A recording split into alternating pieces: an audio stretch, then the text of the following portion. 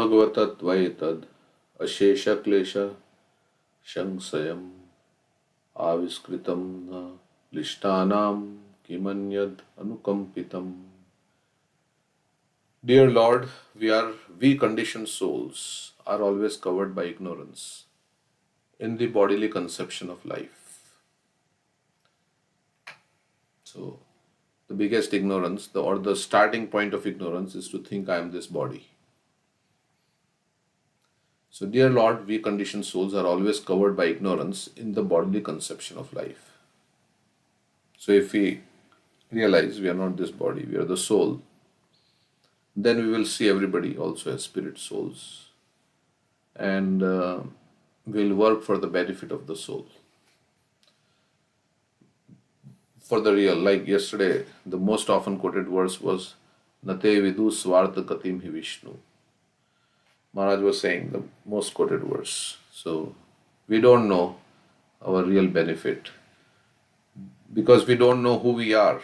If you have an identity crisis, you don't know who you are, then you can't benefit yourself. So mostly we think that bodily enjoyment is all in all. That's really my benefit or goal. So everybody is covered, as Prabhu was also saying yesterday. This is the ignorance in the bodily conception of life. That's why many lectures of Prabhupada are centered around this fact that you're not the body, you're a spirit soul. And in fact, we are not even the mind also. We are the soul. So we are not the mind, then obviously we think, we identify with the mind, but we are not this material part of the mind, we are the spiritual mind. We therefore always prefer the miserable conditions of material existence.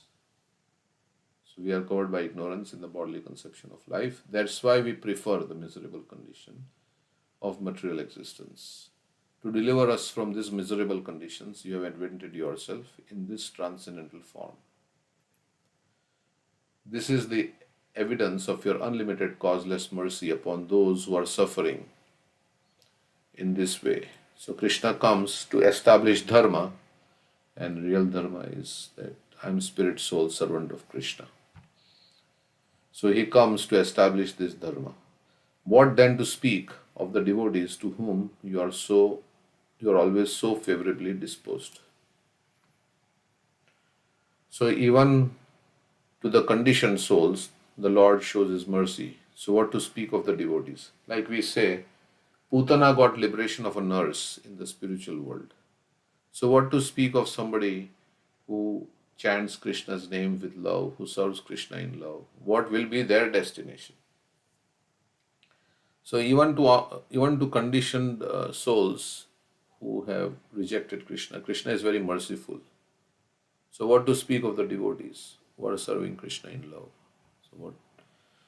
So that is what this is saying. When the Lord appears in His original form, He acts to deliver the pious and annihilate the miscreants. Paritranaya sadhunam vinashaya cha dushkritam dharma sanstapana. 3 reasons He comes: to destroy the demons, to deliver the pious, and to establish dharma. Okay. And in this age, He has incarnated as what? Holy name. Krishna अवतार नाम है तो है सर्व जगत निस्तार. And He kills the demon. If you chant the holy name, then all purification of heart will happen. It's a very simple thing. We have to just keep chanting the holy name. That's all. And everything will come from the holy name. Prabhupada said, I wrote all these books to convince you to chant the holy name. So 16 rounds we should do every day, at least. That's what Prabhupada wanted. Although He annihilates the demons, He nonetheless benefits them. So Krishna's all action is good. Even His punishing somebody is all good. So His mercy.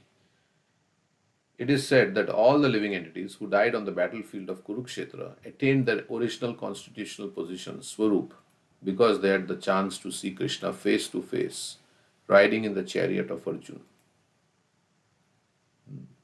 So, although they were fighting on the side of Duryodhan, they were supporting Duryodhan because before the battle, it was mentioned, it was declared that whoever wants to change the sides before the battle, they can change. And I think only one person changed, right? Who was that?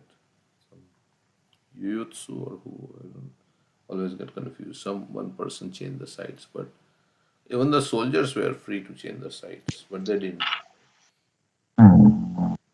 Huh? Isn't it Vikarna who said Vikarna. change the side? Okay, Vikarna. Yeah.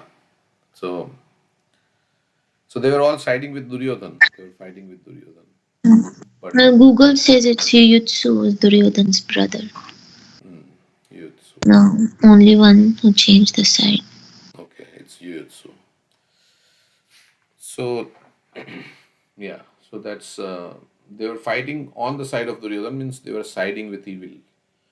But still they got liberation because they saw Krishna face to face in the battlefield. So, and they will killed probably by Arjun because Krishna did not kill them. So the killing by pure devotee is also good. On the battlefield of Kurukshetra, superficially two things were going on. The demons were being killed and the devotee Arjun was being protected. So many situations Krishna protected Arjun, Karna, and so many other different situations. Krishna protected Jayadratha, especially these two situations.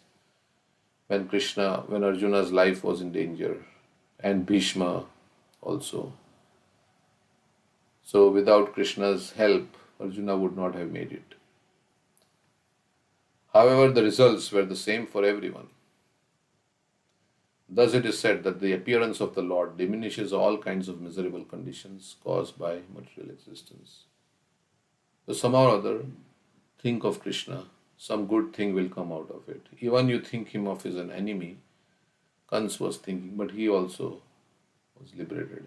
It is clearly stated, but that is not bhakti, because it is not anukul. It is clearly stated in this verse that this form, ashesha klesha sankshayam, is meant to diminish all the miserable conditions.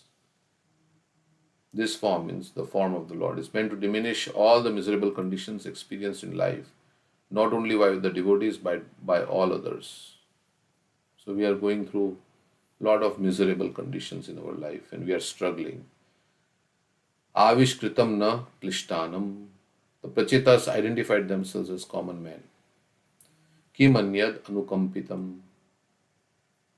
So they were devotees. It is because of their prayers that the Lord came. But they were not proud.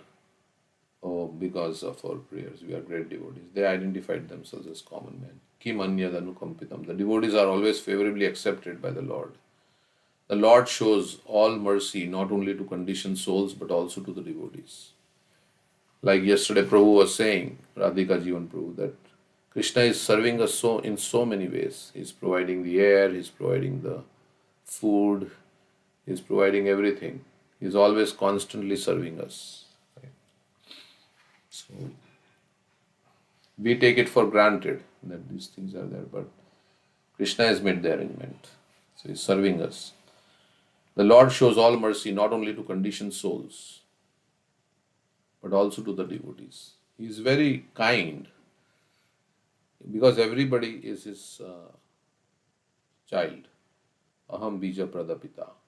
So he was saying something like, right, Krishna is the father. So if there is father, there has to be children and there has to be a mother. Right? He was saying Krishna is not what something. Krishna is father, so there is mother also.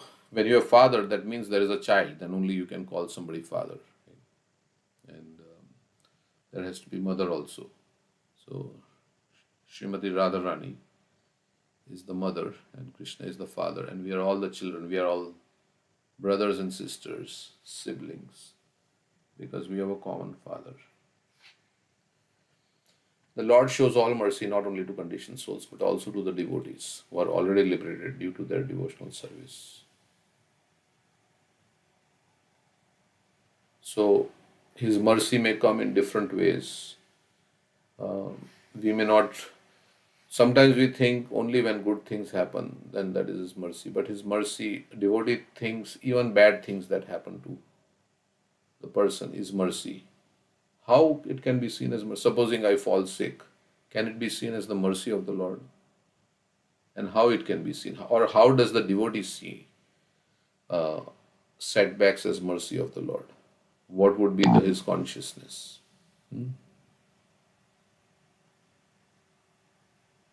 Anybody like to share? Why would the devotee see setbacks as mercy of the Lord? To bring him closer to the Lord. That's, we remember Krishna in terms of adversity, or God in terms of adversity. Yeah. So to bring him closer to the Lord. So that is basically for conditioned soul, yes. Everybody is going away from the Lord. So Krishna is trying to give some trouble so that we can come closer to the Lord. What is that verse? Dukh mein, dukh mein. सुख में सुमिरन सब करे, दुख में करे ना कोई। जो दुख में सुमिरन करे तो, जो सुख में सुमिरन करे तो दुख काहे को है। So dukh mein smaran sab kare, sukh mein kare na koi. So in dukh, when there is dukh, then the pious people will at least turn to God, or they'll try to find out what is wrong. But in sukh, nobody does. So Krishna gives dukh so that we can remember the Lord. Because in sukh, we get carried away by the thing. So if we remember Krishna in sukh, then where is the question of dukh? Like that. But even in sukh, if you remember Krishna, dukh will come. This is material world, right? I mean, everybody gets it here. Even the great devotees have to go through so much difficulty. Like Bhishma was wondering how Pandavas had to go through so much difficulty, even though Krishna was there with them. They had to go through Lakshagraha, they had to be poisoned. Draupadi was attempted to be humiliated in the Sabha, and so many different things. So, how even in the presence of the Lord they had to go through so much. But because Krishna was there with them, they overcame, or they didn't feel that much misery, or Krishna saved them. So, so what to speak of? Everybody, we should be ready for calamities in this material world. We should be ready for catastrophes, because this place is like that. This place is full of catastrophes.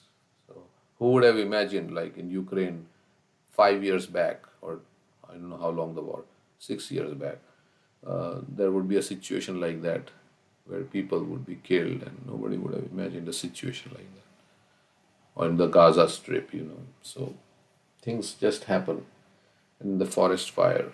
So like that. We cannot say life is going nicely, it will always forever go on nicely. It's unpredictable. So while the opportunity is there, make hay while the sun shines, they say. So while the opportunity is there, we are healthy. We should take advantage and serve Krishna. Remember Krishna. The form of the Lord as worshipped in temples is called Archa Vigraha or Archa Avatar, the worshipable form, the deity incarnation. This facility is offered to neophyte devotees so that they can see the real form of the Lord face to face and offer the respectful obeisances and sacrifices in the form of Archa. So we can see the beautiful form of the Lord. Through such facilities, the neophytes gradually invoke their original Krishna consciousness. So we can remember the beautiful form of the deity, Radha Natabar,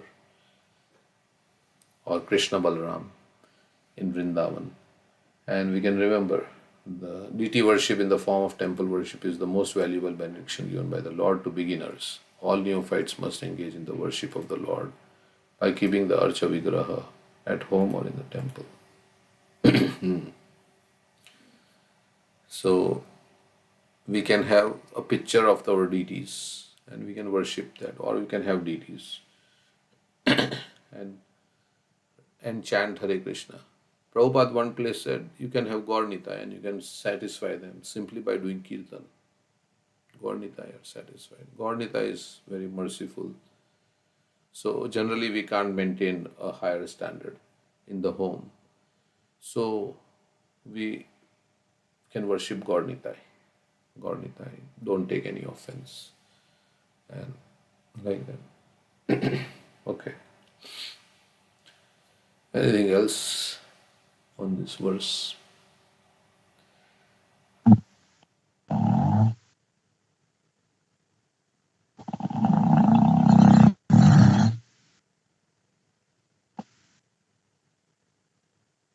Okay, we'll read the next verse. Etavatvam hi vibhubhir bhavyam dineshu vatsale yad anusmaryeta kale swabuddhya bhadra randana. Dear Lord, you are the killer of all inauspicious things. You are compassionate upon your poor devotees. So we should tell Krishna, Krishna, please kill all the anarthas in my heart. Please vanquish.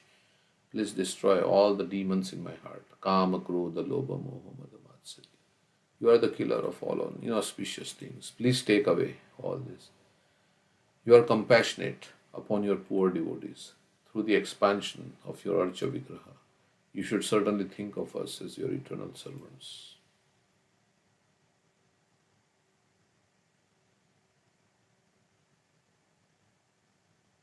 The form of the Lord known as Archa Vigraha is an expansion of his unlimited potencies. So we can't see Krishna, so Krishna has appeared in a form that we can see. When the Lord is gradually satisfied with the service of a devotee, in due course of time, he accepts the devotee as one of his many unalloyed servants. By nature, the Lord is very compassionate. Therefore, the service of neophyte devotees is accepted by the Lord. As confirmed in Bhagavad Gita 9.26, Patram pushpam phalam toyam yome bhaktya prayachati tadaham bhakti uparitam ashnami prayatatmanaha. If one offers me with love and devotion, a leaf, a flower, fruit or water, I'll accept it. So some of you are making cookies to offer to the Lord, or you help in some kitchen preparation for the Lord. The devotee offers eatables in the form of vegetables, fruits, leaves, and water to the Archa Vigraha. The Lord, being Bhakta Vatsal, compassionate upon his devotees, accepts these offerings. Atheists may think that the devotees are engaged in idol worship, but the fact is different. Janardhan, the Supreme Lord, accepts bhava, the attitude of service.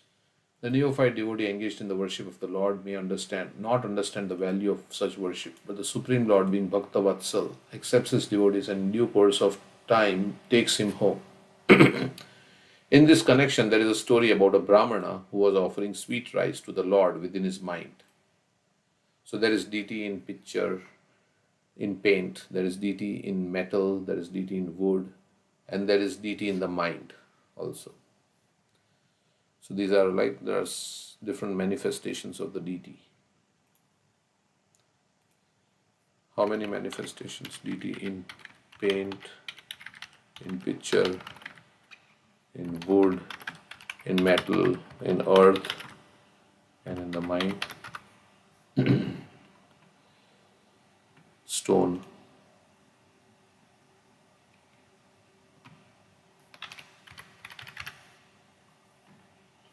Here it says, the deity form to be worshipped may be constructed of any one of the 8 substances: stone, wood, metal, clay, paint. Clay. Who would worshipped the deity in the form of clay?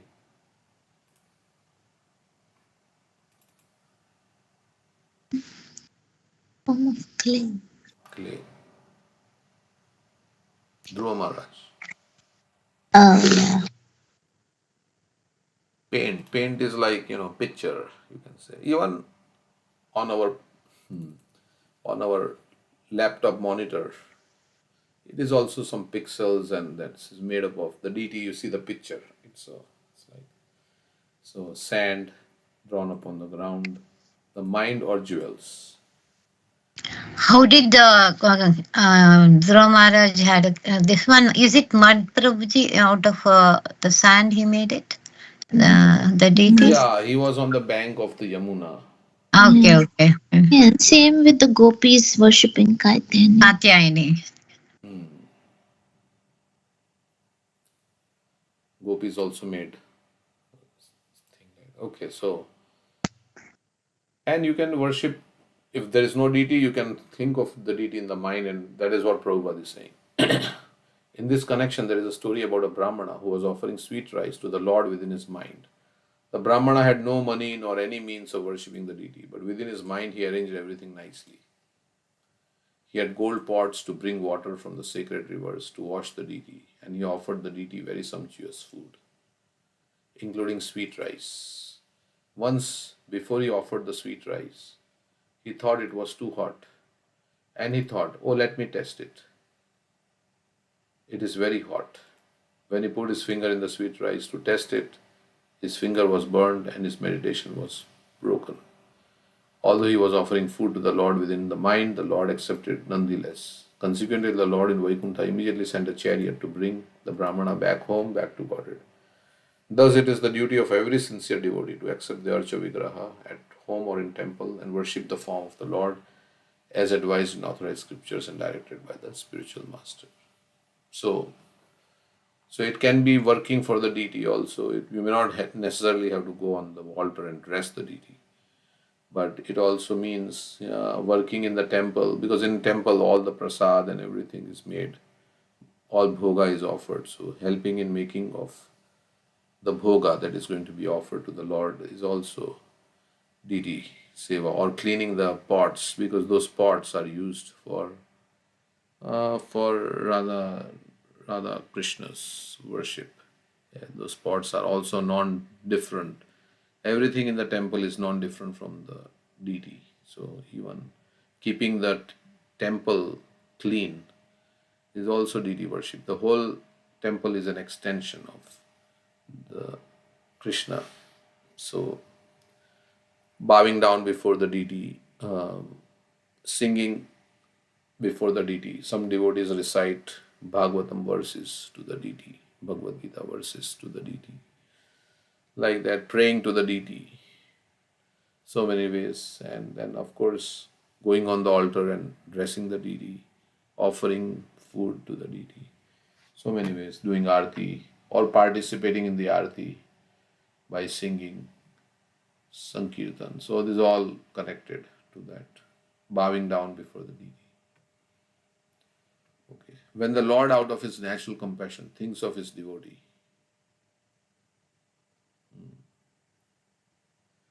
by that process only are all desires of neophyte devotee fulfilled.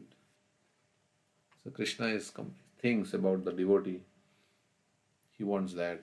So okay. So Krishna, then all the desires are fulfilled. The Lord is situated in every living entity's heart, and although the living entity may be very insignificant, the Lord knows everything about the living entity, including all his desires. Although we are very insignificant, why should the Lord not know our desires? Krishna knows everything, right?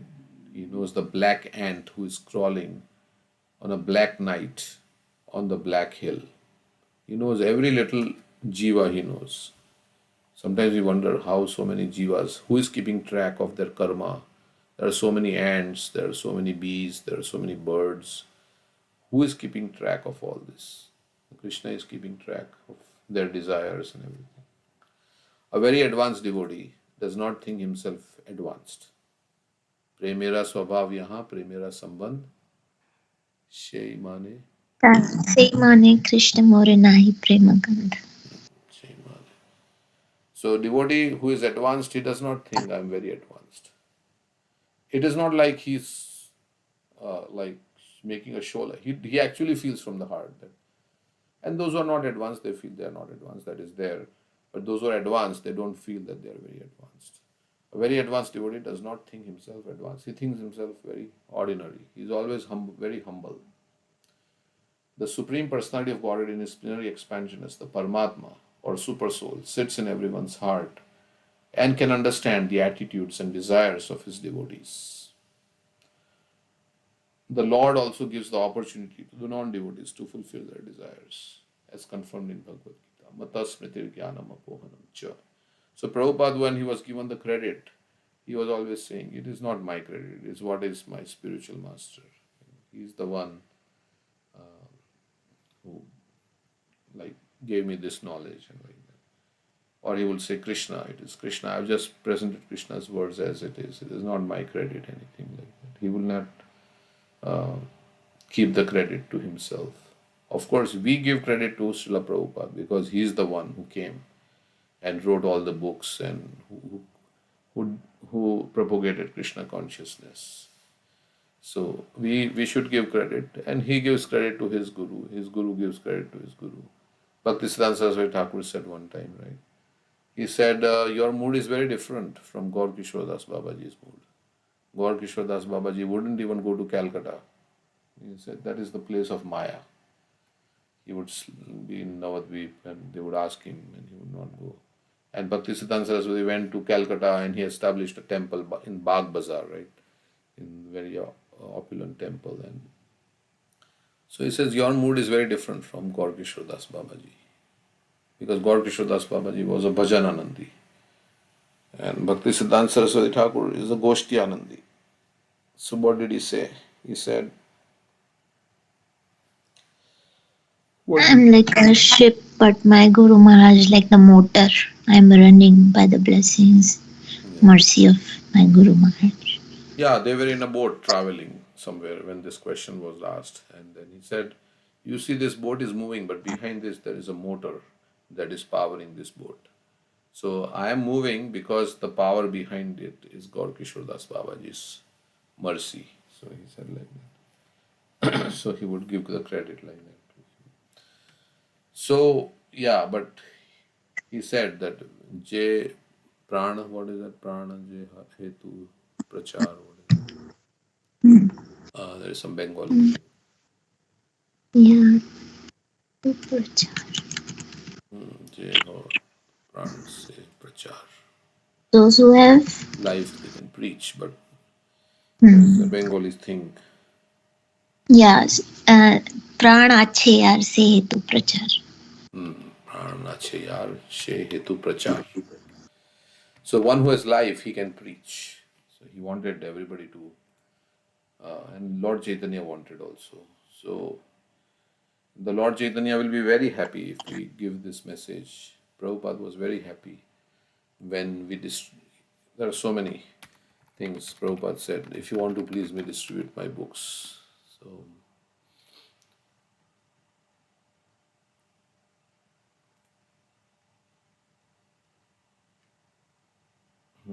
So, right. And also regarding this, that we are very insignificant, Prabhupada was explaining to Tamal Krishna Maharaj, right?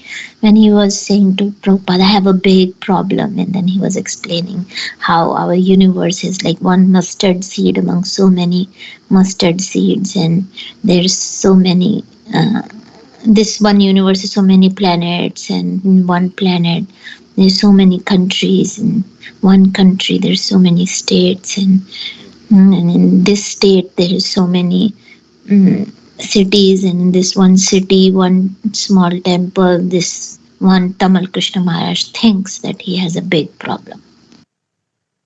Yeah. There's so many jivas, and we are very insignificant. Yeah. Still Krishna cares for us. But we think that we are the center of the world. We are the center. That's why we think, oh, my problem is a big problem.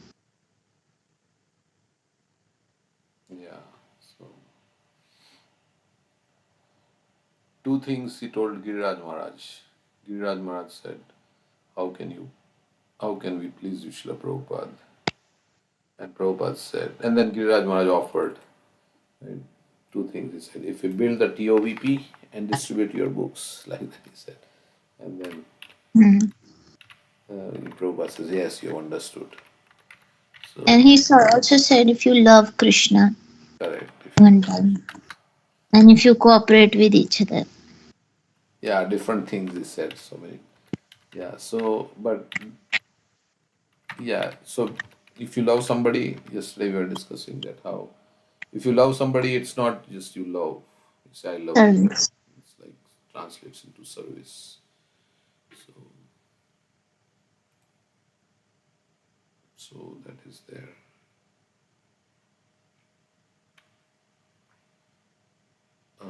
So here Giriraj Maharaj is saying on his website. As a relatively new devotee in Calcutta, I did not really know what was a higher priority or lower priority to Srila Prabhupada. I just saw that he was absolute and all of his programs and projects were absolute.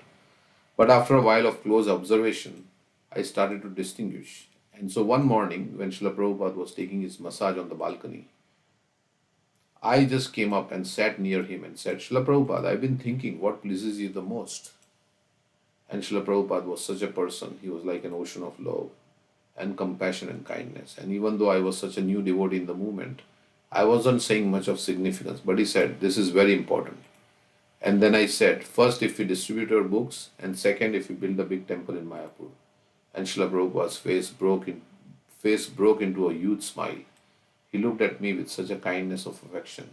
He said, yes, you have understood. So I was in Calcutta for a while and Srila Prabhupada spoke about Mayapur and he went to the west and then he came back to Calcutta with a plan for the Mayapur project. And he called the devotees into his room to discuss the project.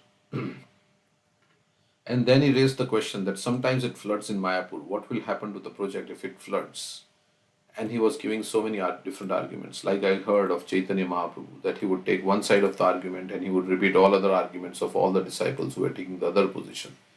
Then he would take that position and repeat all the other arguments. So it was like that. Should we build in Mayapur? Shouldn't we build in Mayapur? It was going back and forth. Then the conclusion was that we should build in Mayapur. And then he said, if you build this temple, Srila Bhaktivinoda Thakur will personally take you all back home, back to Godhead. Now, in this August assembly here, on this auspicious occasion, a purport to that statement came to mind. And the purport to the statement is included in a purport in Srimad Bhagavatam to the verse Ayur Harati Vaipumsam. By rising and setting of the sun, the duration of life of everyone decreases except for those who utilize the time in glorification. And Srila Prabhupada explained that by hearing the realization, it sends to all other aspects of the Lord. And then he quotes Srila Vishwanath Chakravarti. He quotes from Smriti Shastra. It says, charity, how the charity is returned in same proportion. If you give to a Veda Parak, a devotee, it is returned unlimited. So on the basis of that purport, I am substantiating that if we build this temple for Srila Prabhupada and Sri Chaitanya Mahaprabhu, Srila Bhaktivinoda Thakur will take us all back home, back to Godhead. Radhajivan Prabhu said, I don't even remember how he ended the sentence, but he began the sentence by saying, as a result of all my austerities in Bombay, and unfortunately my mind wandered at that moment because I was completing the sentence within my mind. I completed it. Because of all my austerities in Juhu, I am now sitting between Jana Nivas Prabhu and Ambarish Prabhu. So Giriraj Maharaj did a lot of austerity in Juhu to build the temple. And because of that austerity, he is saying, I am sitting between Jana Nivas Prabhu, who is the head priest in Mayapur, and Ambarish Prabhu, who is the main financial donor for the TOVP. And thank you for being given this wonderful opportunity to serve the servants of the servants of the servants. And I really feel the best service that I can do for you, or any of us can do for anyone, is to cooperate with this great mission of flooding the world with love of Godhead. So many people will come because of the sheer size, magnitude of the temple, like such a huge temple. People like to see some, like in West Virginia, so many people come because it's such a scenic place in New Vrindavan. So many people come. Similarly, TOVP, so many people will come. They will get exposed to Krishna consciousness, and then their life will become successful. So here also we are building temple. So whatever a living entity desires, however insignificant he may be, is noted by the Lord, who gives him a chance to fulfill his desires. If the desires of the non-devotees are fulfilled, why not those of the devotee? A pure devotee simply wants to engage, but pure devotee has no desire. As Narsingha Dev is telling Prahlad, ask for something. And Prahlad says, I don't want anything. I am not a Manik. If you want to give me some desire, take away all material desires from the core of my heart. Or if somebody says, okay, please put me in the association of your devotees. Prithu Maharaj is saying like that. Prahlad Maharaj is also saying like that about Narad Muni. And this is also the benediction most devotees ask. Dhruva Maharaj also says, Swamin Krithartvasvi Varam Nayache. I don't want anything. So pure devotee is like that. They are satisfied with Krishna. Kolavet Sridhar also. He was satisfied with Krishna. So because they are experiencing, they just want to do devotional service. Like we say, of course, we say, but we may not be at that platform. Na dhanam, na janam, na sundarim, kavitam va jagdishish kamaye, mama janmani, janmani ishvare, bhavatat bhakti rahe dukhi. I don't want this, I don't want this, I don't want this.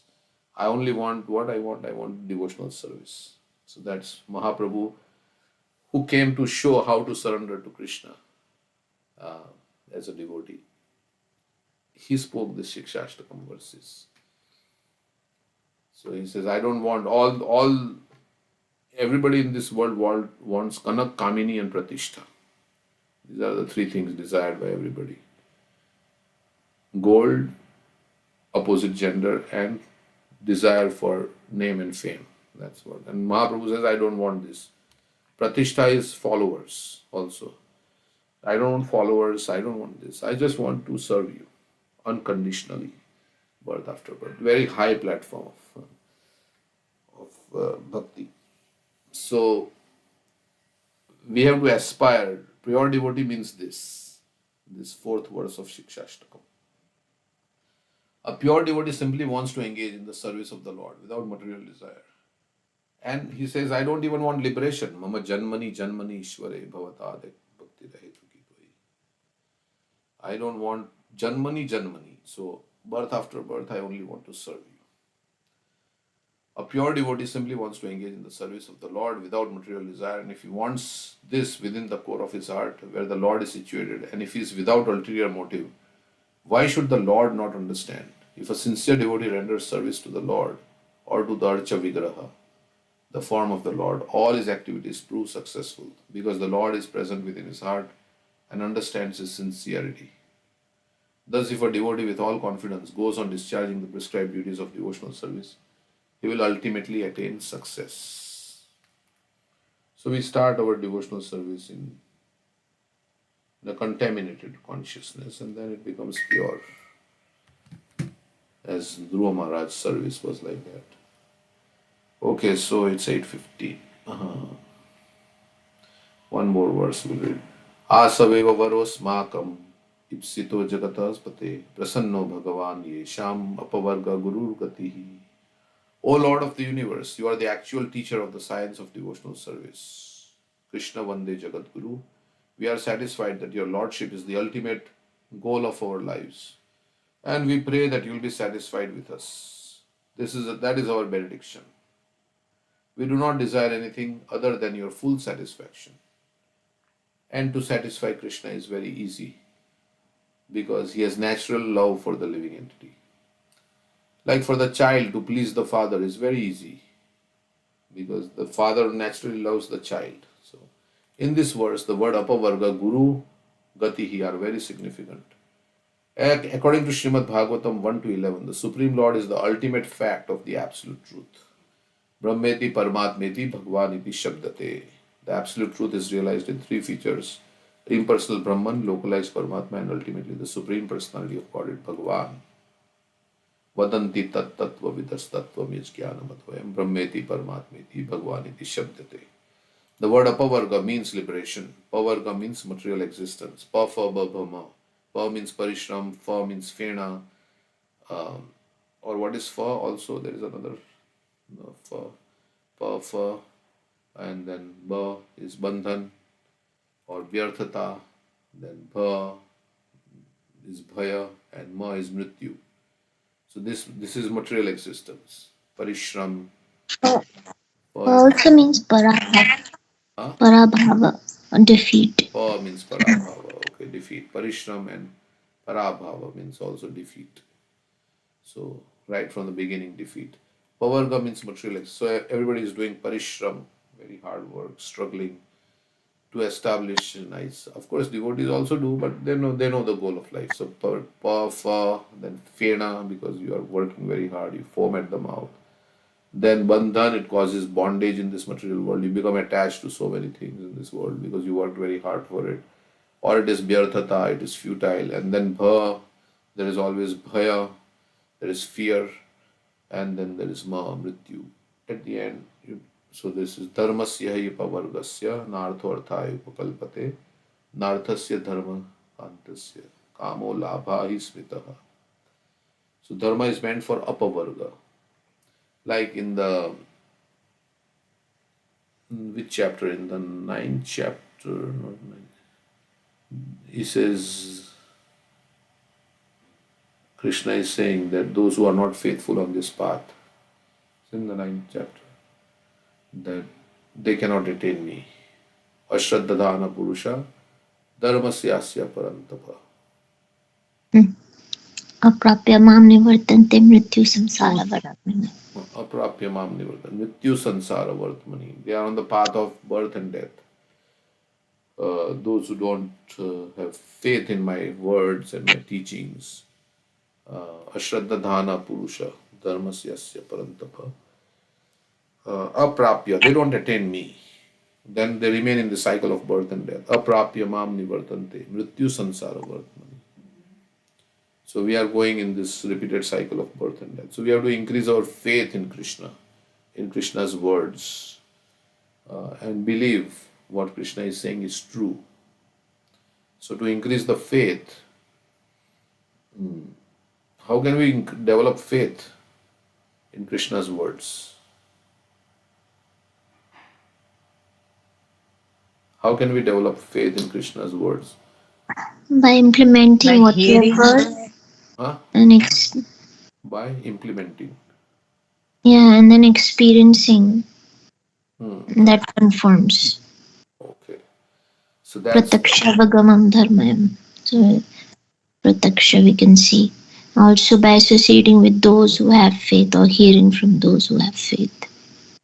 it is nicely, yeah, you said it. By implementing, if you follow the guidance and you experience the result, then your faith increases.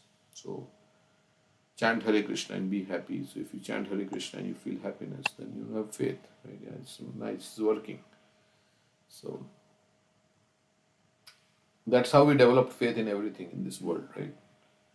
Every time we start our car, it works, right? So we have developed faith that my car will start whenever I want, right? Sometimes it may not start, but most of the time it starts.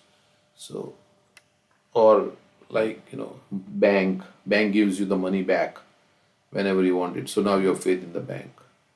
So everything is like that by experience only. The faith has developed. The traffic lights, right? The traffic lights are working properly. So we think, yeah, it's just we don't even think that there is green, so there must be red on the other side. So we just drive our car and we don't even pause. Unless sometimes in India you have to pause because somebody can even. But you are assuming, you have faith that everybody is following the rules, right? That's why you take your car. Otherwise, you can't drive on the road. Everybody is following the rules, and that's how you take your car. So everything is based on faith. If you don't have faith, then what will happen? You can't drive on the road. What if this side is green, but that side also is green? So, but because we have driven so many times, and every time it has worked, the traffic lights have worked properly. So our faith has increased. So we should see in our life how Krishna has. But Prabhu, first time we hear these things, right? Like you are giving an example of a car. That car is gonna work. But when we go to the buy purchase a car, then we hear about these all the what do you call, like all the facilities or all these things we hear about that, and somebody also experienced, somebody has driven this car, so we know that, right? Okay, we can make a faith, and is same applied in spiritual life also. When we hear from an experienced devotee, then we try to build a faith, and we should at least become on that point to implement and to try it. at least. And then we feel some experience, and then we dense, our faith becomes more dense. Yeah, like when we see Is it? those devotees who are very advanced and see their, dedication and the taste they are feeling, then we will feel also, yeah, there is something. Like Chaitanya Charan was saying, there is sometimes faith develops, or what was he saying? Triangular. It says he was saying it's triangular. Triangular means you not directly see Krishna, but you see the devotees of Krishna who have faith in Krishna, who have accepted the process, and how joyful they are. So then you feel, yeah. Actually, so everybody has a little bit of faith called Shraddha, and Shraddha brings you into the association of devotee sadhu sangha, which is the next step. And when you perform bhajan kriya, then an artha nivritti happens, then nishtha, faith becomes steady. So that's the higher level of faith. It becomes steady after doing your bhajan kriya, where an artha nivritti has happened. Correct. Okay, yes. So, and then as you were saying, pratyaksha vagmam dharmyam, you feel direct experience of, maybe you feel good when you chant Hare Krishna. So then you like to chant Hare Krishna. In material existence, one always works very hard, but is ultimately baffled. One then dies and has to accept another body to work very hard again. This is the cycle of material existence. Apavarga means just the opposite. Instead of working hard like cats and dogs, one returns home back to Godhead. Liberation begins with merging into the Brahman effulgence of the Supreme Lord. This conception is held by the Jnani Sampradaya, philosophical speculators, but realization of the Supreme Personality of Godhead is higher. When a devotee understands that the Lord is satisfied, liberation or merging into the effulgence of the Lord is not very difficult. One has to approach the Supreme Lord, Supreme Personality of Godhead through the impersonal Brahman effulgence, just as one has to approach the sun through the sunshine. It is not very difficult to merge into the impersonal effulgence of the Lord Brahman if one is satisfied the Supreme Personality of God. But that's not the goal of the devotee. Okay, so we will hear that lecture that we had heard partly yesterday, and because I have to go also. So, 1 minute, let me play the class. So this is Keshav Maharaj is giving. So there is question answers now. So let's hear for some time. Yes, if anyone has any into our lives. Hare Krishna, Krishna Krishna, Hare Hare, Hare Rama, Rama Rama, Hare Hare. Grantharaj Srimad Bhagavatam ki jai, Srila Prabhupada ki jai. Thank you very much. So, shall we take some questions? Yes, if anyone has any questions or comments or anything you would like to ask, then.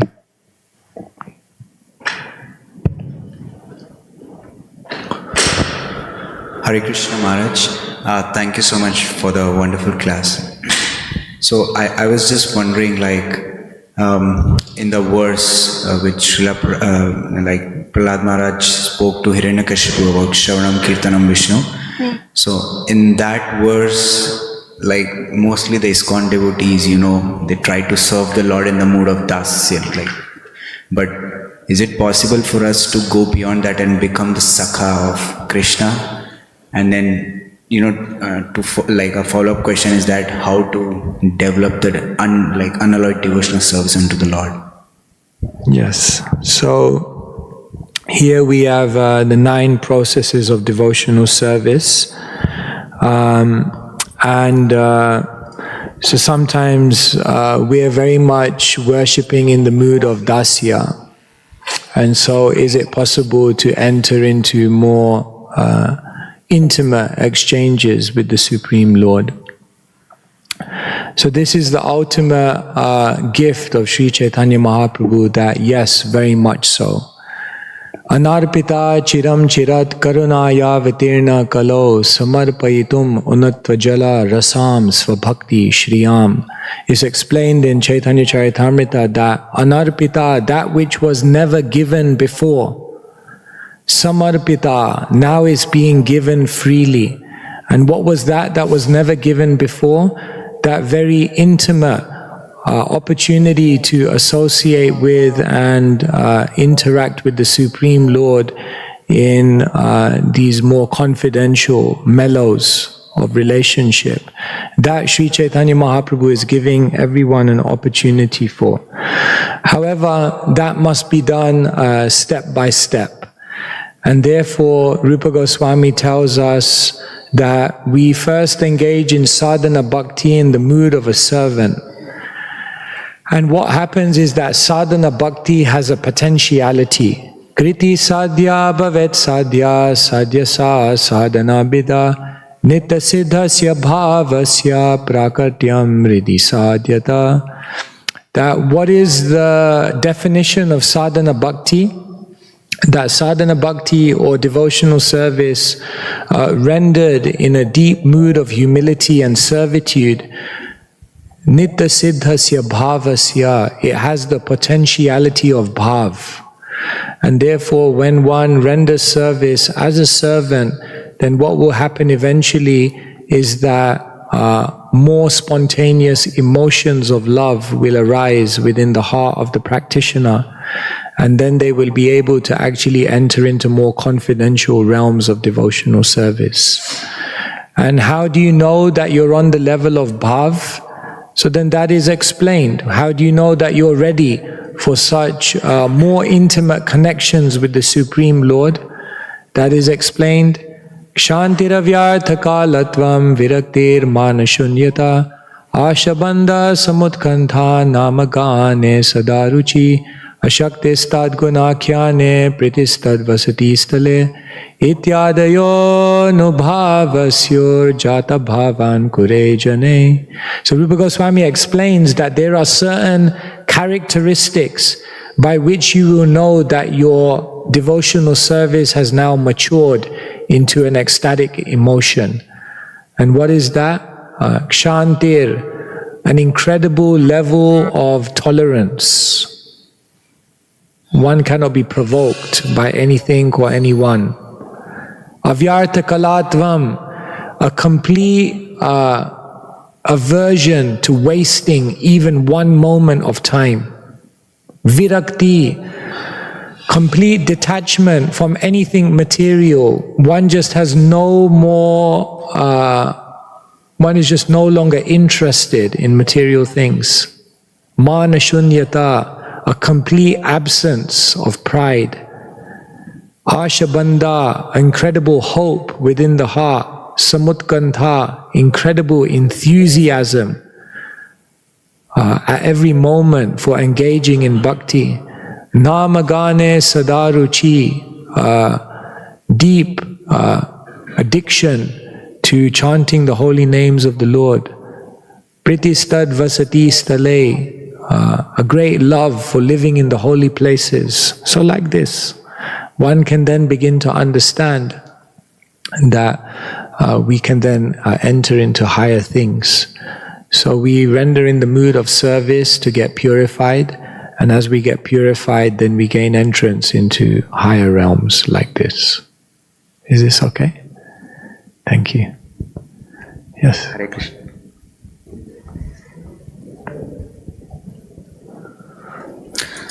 Hare Krishna Maharaj. Oh, sorry. Thank you very much. Your class is very simple and crystal clear. I don't think. And another thing is, yesterday was the first time I happened to see your books. They're amazing. The format, the simplicity, including the paper quality, and also the affordability. Okay. Thank I'll you let the very much for printer know. authoring such nice books. Thank you. Maharaj, I want to have some clarity about dharma, especially in the Bhagavad Gita. The Lord says, Sarvada. So here dharma often referred in two terms. One is religion and duty. So I have a couple of questions on that. If it is religion, that means one should not change their so-called religion in the world, because in the religion we have so many religions. So I want clarity on that. if it is in the context of duty, how one should know what is their duty, especially in the light of Varnashram Dharma and in the context of even the impact of the three modes of material nature. If you could enlighten me, that would be great, Maharaj. Thank you so much. Yes. So Dharma is what the entire Bhagavad Gita is spoken to establish. If you look at the very first syllable of the Bhagavad Gita, Dhritarashtra, Dhri, and if you look at the very final syllable of the Bhagavad Gita, Dhruvanitir Matir Ma. So one commentator says that if you take the first syllable and you add it to the final syllable, then it makes the word Dharma, because the whole of the Bhagavad Gita is trying to encapsulate that concept. So that concept is very, very deep, and Dharma takes place on different levels. Therefore, this verse is saying Paro Dharma. So Dharma can be on different levels. There is the Dharma of this world. You have a Kula Dharma, a duty to your family. You have a Pati Dharma, a duty as a husband. You have so many dharmas, a Varna Dharma, an Ashram Dharma. Then there is Apad Dharma, there is emergency duties that you have. And then there is Sanatan Dharma or Paro Dharma, the duties that you have in the spiritual context. So therefore, Dharma is a difficult word to translate because it relates to literally how to conduct your existence so that it bears the fruit that it's meant to bear. But broadly speaking, Krishna says we have two dharmas, a Swadharma and a Sanatan Dharma. The Swadharma is the duties which are pertaining to this body and this mind. And therefore, Krishna repeats that verse twice. Shreyan Swadharma Viguna Paradharmat Svanustitat. That don't do another Swadharma, do your own Swadharma. Krishna repeats that verse twice to explain to us that we have a unique psychophysical nature, a unique ability, a unique personality, and we have to learn to honor that and utilize that for higher pursuits. So we each have a Swadharma, and then we each have a Sanatan Dharma. And our Sanatan Dharma, Krishna also repeats in the Bhagavad Gita that verse twice. Manmana bhavamad bhakto madhyaji mam namaskuru. Your Sanatan Dharma is to always remember Krishna and never forget him. So basically we have two dharmas, and these two dharmas are reinforced by Krishna in two verses which he repeats twice. And what Krishna ultimately explains at the end of the Bhagavad Gita is Sarva Dharman Parityaja. Give up your dharma. And that's not, you see, dharma is here. So sometimes people are confused. Sarva Dharma Parityaja. Some people even think maybe it's a misprint. Maybe it's supposed to be Sarva Adharma Parityaja. Give up irreligion. No, Sarva Dharman is not a mistake, is what Krishna says. But Krishna, what he's telling us is don't give up dharma and go down to adharma. That's not what Krishna wants. Krishna is saying give up dharma and go to paradharma. So people get confused. Why is Krishna telling me to give up dharma? Then does that mean I should be adharmic? No, Krishna is saying don't go from there to there, go from there to paradharma. Because Krishna is saying, Mamekam, Saranam Raja, unto me I have to surrender. So dharma has to be understood. And people get confused about which dharma to follow at which time.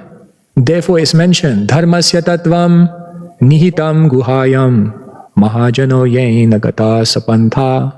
If you actually want to understand what's real dharma, dharma is hidden within the hearts of the great devotees. They can reveal to you at any given time what the right dharma is. Because Mahabharata is basically a whole story about how different individuals get mixed up as to when to follow which dharma, and it gets them in a lot of trouble. because understanding dharma is not easy. But when we understand what is a dharma, what is paradharma, then we understand how to synchronize everything to ultimately achieve the goal of our life. Does that make sense? Maharaja, thank you for the wonderful class once again. And this verse, Nigama Kalpataror Galitam Param, in the purport to that, Srila Prabhupada writes how this Bhagavatam is all rasa, and it's not really red, it's drunk. This is Bhagavatam is rasa, it's just drunk, because every part of it throughout from beginning to end is just pure rasa. And so a few days ago we were conversing Yamuna Jivan Prabhu on the many different Bhagavatams in the Bhagavatam. And like the Chatushloki Bhagavatam feels very straightforward. It's like Krishna saying, I'm the source of everything, and everything, if you think anything's outside of me, it's Maya, and I'm in things outside of things, and attain me to this point. It doesn't seem so rasa-laden. Whereas there's parts of the Vishnu Puran that are maybe even more rasa-laden. Prabhupada quotes those verses. So what makes the Bhagavatam? There's so many Bhagavatams, conversations, and at different times, different Bhagavatams. How is something identified as this is the Bhagavatam, and like other Puranas are not the Bhagavatam? Yes. So yes, this is a very interesting point, that what is actually the Bhagavatam? Like there's this famous story where one devotee asked Prabhupada, is Joan of Arc in the Bhagavatam? And then Prabhupada said, is she a devotee? And the devotee said, yes, she is also in the Bhagavatam. Because the Bhagavatam is the narrations of the Supreme Lord and those who are in love with the Supreme Lord. And therefore, in one sense, the Bhagavatam has a very broad definition that we can say, just like we know that the Bhagavatam here is 18,000 verses, the Bhagavatam on heavenly planets is much more vast. And therefore, it's said that Krishna, for example, has an incarnation in every single one of the 8.4 million species of life. But we only hear in our Bhagavatam of some of those. So, the Lord's glories are unlimited, and the Lord's glories can be enumerated in different places, and we can say in one sense, all of that is the Bhagavatam. Yeah, this 18,000 verses also has its speciality, because there is a very specific strategy, there is a very specific trajectory that Sukadeva Goswami is taking Parikshit on in order to awaken that love for the Supreme Lord. And so not only is the Bhagavatam expert in enumerating and illuminating who is that Supreme Lord and giving that, but the Bhagavatam is very, very beautiful because it takes us on a journey which helps us to then actually appreciate that Supreme Lord. And sometimes it may seem on that journey that much of what we're reading is not necessarily rasa-laden, like genealogy or, different aspects of creation. But there are two things to understand here. One thing is that it's still considered to be something which takes us to rasa and helps us to relish rasa, and therefore in one sense is just as important, as just as valuable and just as dear to us as the rasa jnanam of the Bhagavatam. But the other aspect is that even those very technical parts of the Bhagavatam, actually the great devotees, the rasikas, even they learn how to relish those parts of the Bhagavatam. And therefore, for example, one devotee, very eminent scholar, devotee scholar, writes a book, The Aesthetics of Vedanta. In other words, Vedanta is normally sometimes seen to be very dry, very very philosophical, analytical. But even when one looks very deeply, then one can actually find a great charm, a great relish, even within that seemingly very hard, defined, very philosophical knowledge. So yes, the Bhagavatam is like a zip file, and as one has more and more qualification, then they are actually able to unlock more and more. And therefore the sages say, Vayam tu navitripyama utamashloka vikrame yatrinvatam rasa jnanam svadu svadu pade pade. They say we never tire to hear this knowledge that you're telling us. And they don't say this when Sutta Goswami is reciting the 10th canto of the Bhagavatam. They say this very early in the Bhagavatam when the philosophy is happening, and they still identify it, Chatrinvatam rasa jnanam. They say what you're telling us is rasa jnan. And svadu svadu pade pade, we're tasting it at every moment. Therefore, one must become a rasika, muhuraho rasika bhuvi bhavuka, and then they can actually access the rasa of the Bhagavatam. And so there is rasa everywhere. Prabhupada said that once. The Bhagavatam is like a sweet ball. Anywhere where you bite, it's sweet. But it takes qualification. I don't know if you wanted to add anything to this. No, Raj, thank you. It's such a actually very satisfying answer. And I think that's the challenge for us on the more neophyte stage, that how to taste the Bhagavatam, all parts of it. Yeah. Because it's sometimes it seems formidable, to get through the difficult cantos. Yeah. But how to start tasting those, and we as ourselves have to become rasikas, like you were saying. Thank you. Thank you.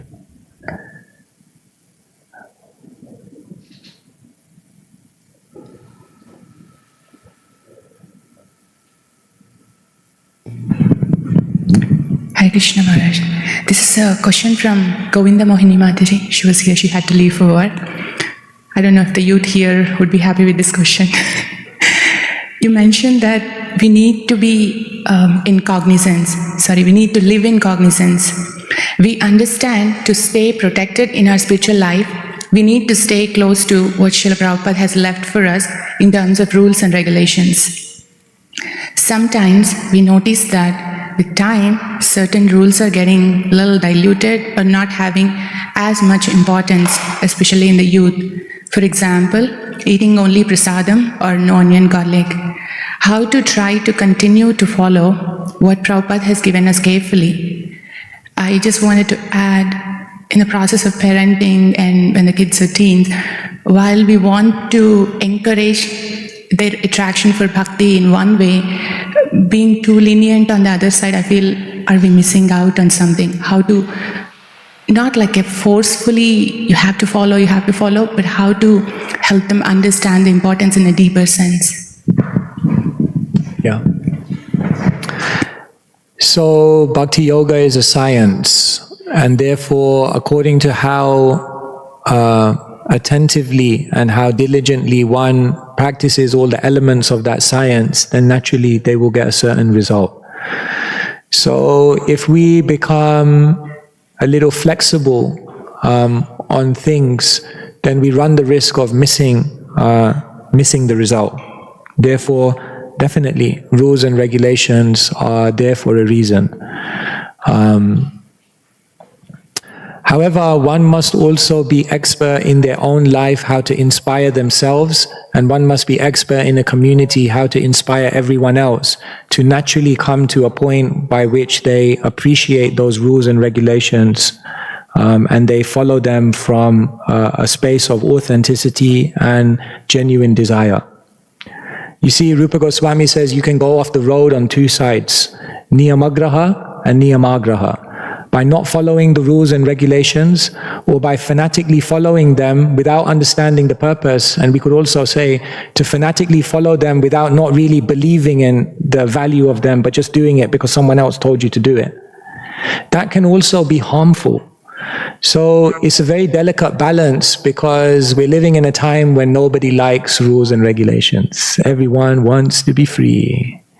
But the interesting thing is, what we don't realize is that real freedom actually comes from following the rules and regulations. Therefore, Prabhupada said the regulative principles of freedom. So is how do we inspire people to realize that the true expression of their freedom comes when they follow rules and regulations? Because what those rules and regulations do is they develop an internal Krishna consciousness and detachment from things that allow you to experience the totality of life. That is something which has to be inspired. So yes, you have to inspire your children.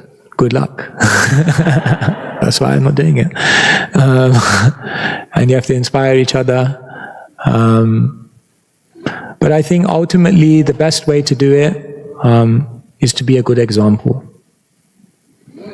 Because if you're following all the rules and regulations and you're naturally joyful, you're naturally showing what the fruit of that does to someone's personality, then that may do more to inspire people than simply forcing. But it's a balance, because you can't also just go around inspiring everyone and, you know, not saying anything when things are wrong. You have to say things sometimes. So what to do? Balancing act. Thank you. Yes. Hare Krishna Maharaj. Actually, I'm asking this question on behalf of other devotees that we are having a Bhagavad Gita group. And we were reading the verse Karmanya Vadikaraste. And so that is the most difficult verse to go through. And so we were just having discussion, and one devotee was saying that we should do our duty without any expectation. And I was saying it's not easy to do it without any expectation. Like if I say I'm writing a book and I don't care if anyone reads it or not, then why would I write a book?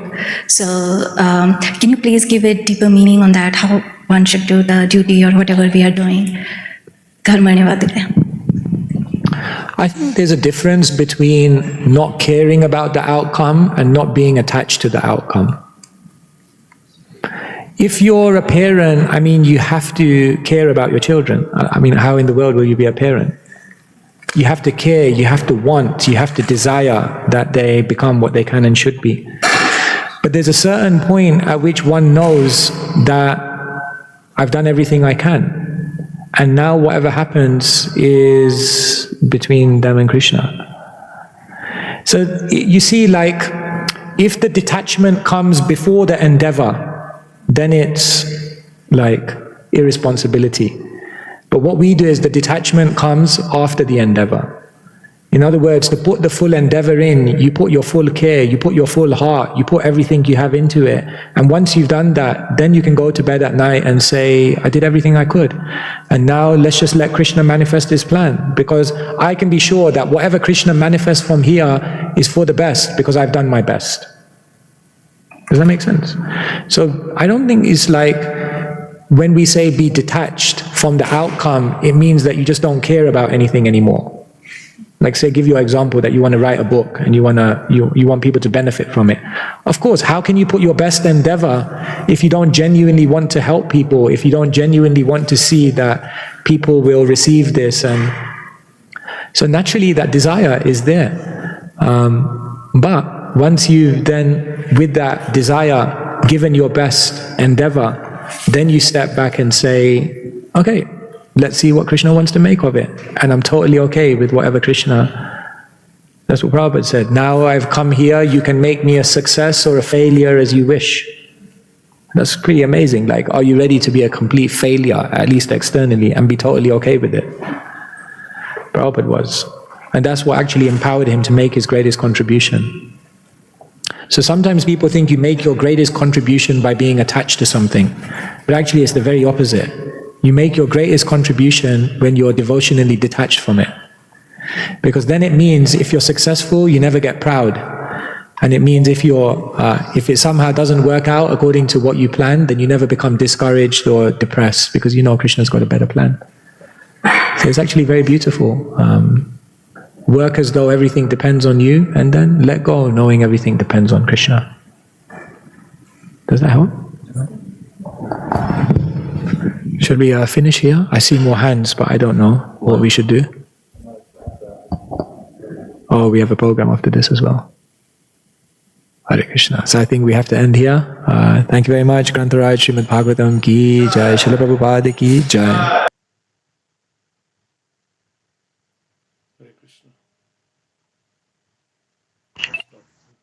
Hare Krishna. Hare Krishna. Thank you. Hare Krishna. Prabhuji. Hare Krishna. Hare Krishna, Prabhuji. Hare Hare Krishna. Krishna. Thank you. Hare Krishna, Prabhuji. Hare Krishna. Hare Krishna, Prabhuji. Thank you. Thank you.